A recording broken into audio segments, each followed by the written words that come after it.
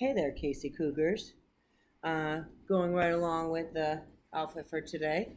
Miss Jane Fondacella is going to read you chapter 1 from Gilly Hopkins.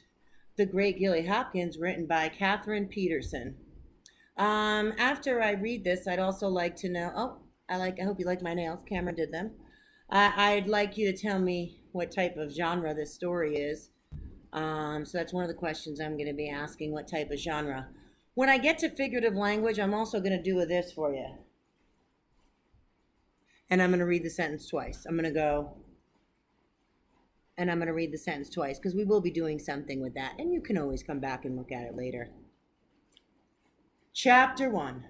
Welcome to Thompson Park. There are no pictures in this, so I'll just be reading it like this. Gilly, said Miss Ellis with a shake of her long blonde hair toward the passenger in the back seat. I need to feel that you are willing to make some effort. Galadriel Hopkins shifted her bubble gum to the front of her mouth and began to blow gently. She blew until she could barely see the shape of the social worker's head through the pink bubble. This will be your third home in less than 3 years.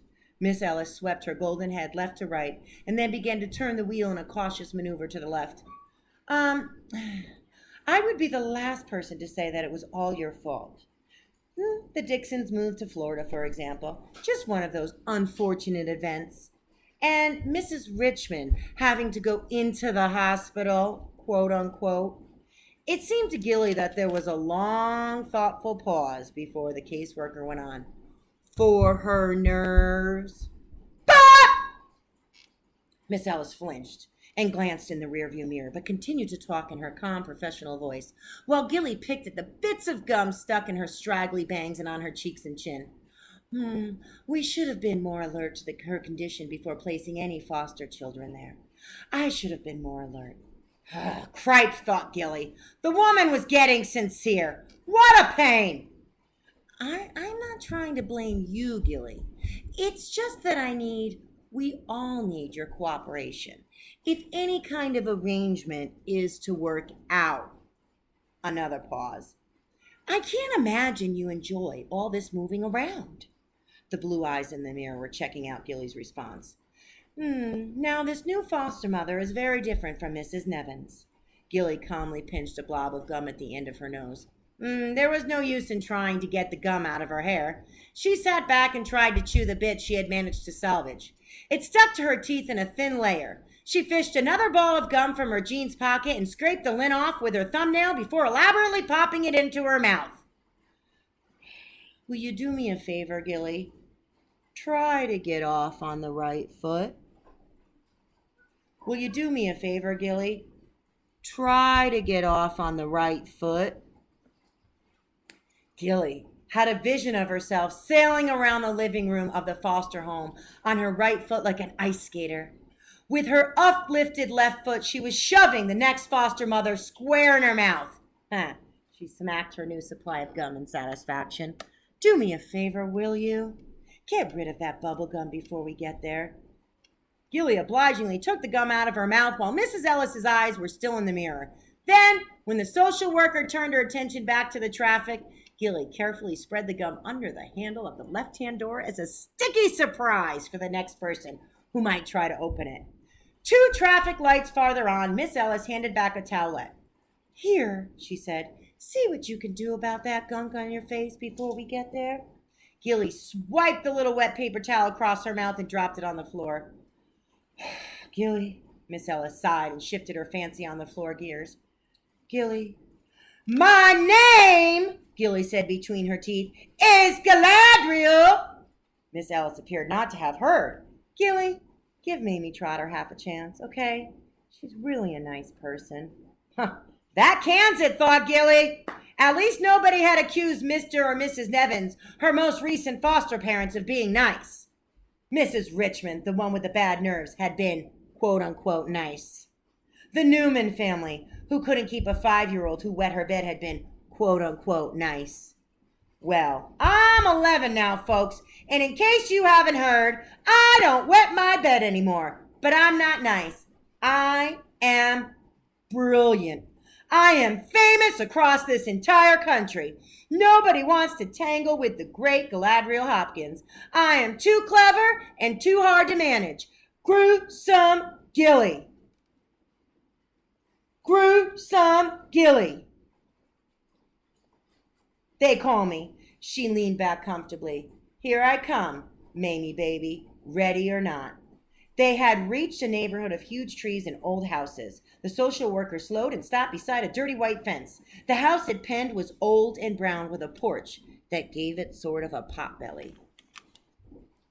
Standing on the porch before she rang the bell, Miss Ellis took out a comb. Would you try to pull this through your hair? Gilly shook her head. Can't. Oh, come on, Gilly. No, can't comb my hair. I'm going for the Guinness record for uncombed hair. Gilly, for Pete's sake. Hi there! I thought I heard you all, Paula! The door had opened and a huge hippopotamus of a woman. A huge hippopotamus of a woman was filling the doorway. Welcome to Thompson Park, Gilly, honey. Galadriel, muttered Gilly. Not that she expected this bale of blubber to manage her real name. Jeez, they didn't have to put her in with a freak. Half a small face topped with muddy brown hair and masked with thin, metal-rimmed glasses jutted out from behind Mrs. Trotter's mammoth hip. The woman looked down. Oh, excuse me, honey. She put her arm around the head as if to draw it forward, but the head resisted movement. You want to meet your new sister, don't you? Gilly, this is William Ernest Teague. The head immediately disappeared behind Mrs. Trotter's bulk. She didn't seem bothered. Come in. Come in. I didn't mean to leave you standing on the porch like you was trying to sell me something. You belong here now. She backed up. Gilly could feel Miss Ellis's fingers on her backbone, gently prodding her through the doorway and into the house. Inside, it was dark and crammed with junk. Everything seemed to need dusting. William Ernest, honey, you want to show Gilly where her room is? William Ernest clung to the back of Mrs. Trotter's flowered house dress, shaking his head.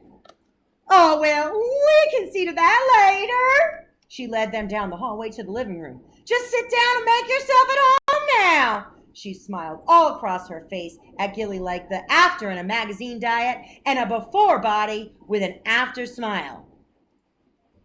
She smiled all across her face at Gilly like the after in a magazine diet ad, a before body with an after smile.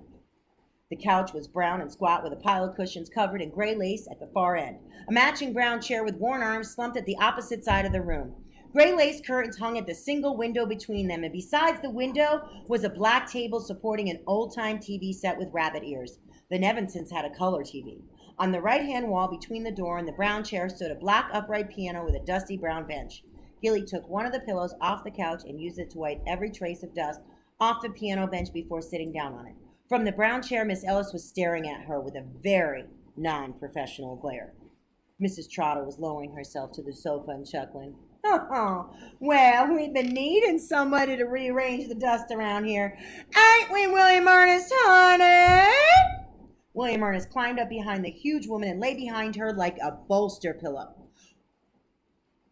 William Ernest climbed up behind the huge woman and lay behind her like a bolster pillow, poking his head around from time to time to sneak another look at Gilly. She waited until Mrs. Trotter and Miss Ellis were talking, then gave W.E. the most fearful face in all her repertory of scary looks. Sort of a cross between Count Dracula and Godzilla. The little muddy head disappeared faster than a toothpaste cap down a sink drain. The little muddy head disappeared faster than a toothpaste cap down a sink drain. She giggled despite herself. Both of the women turned to look at her. She switched easily and immediate to her. Who, me? Look. Miss Ellis stood up. I need to be getting back to the office, Mrs. Trotter. You'll let me know. She turned to Gilly with prickles in her big blue eyes. You'll let me know if there are any problems. Gilly favored Miss Ellis with her best barracuda smile. Gilly favored Miss Ellis with her best barracuda smile. Meantime, Mrs. Trotter was laboriously lifting herself to her feet. Oh, don't worry, Miss Ellis. Gilly and William Ernest and me is nearly friends already. Mom Melvin, God rest him, used to say that Trotter never met a stranger. And if he'd said kid, he would have been right. I never met a kid I couldn't make friends with. Gilly hadn't learned how yet to vomit at will, but if she had, she would have dearly loved to throw up at that one. So, lacking the truly perfect response, she lifted her legs and spun around on the piano, where she proceeded to bang out Heart and Soul with her left hand and Chopsticks with her right. William Ernest scrambled off the couch after the two women, and Gilly was left alone with the dust, the out-of-tune piano, and the satisfaction that she has indeed started off on the right foot for her new foster home. She has indeed started off on the right foot for her new foster home. She could stand anything, she thought, a gross guardian, a freaky kid, an ugly, dirty house, as long as she was in charge. She was well on her way. Next chapter is called The Man Who Comes to Supper. Start thinking about Gilly's character and what she's like, who she is. I want you to remember this takes place in the 1970s, so you're going to learn a little bit more about her during this time period. And I hope you enjoyed chapter 1. Thanks for joining me today.